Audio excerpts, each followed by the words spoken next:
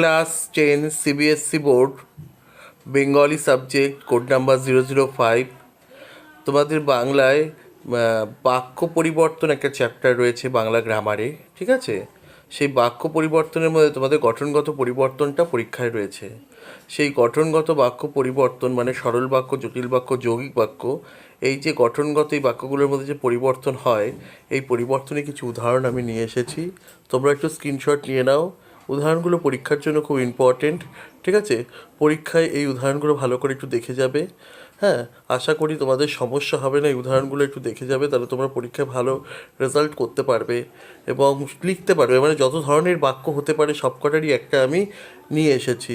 সরল বাক্য, তারপরে জটিল বাক্য, যৌগিক বাক্য, ঠিক আছে?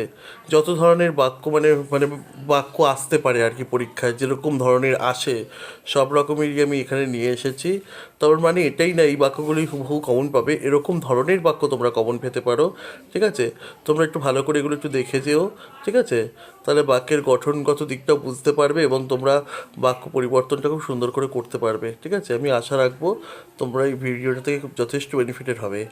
আর তোমাদের কি সমস্যা হলে আমাকে জানাবে স্ক্রিনে দেওয়া আমার নাম্বারে, ঠিক আছে? চলো সবাই ভালো করে এক্সাম দিও। চলো, বাই বাই।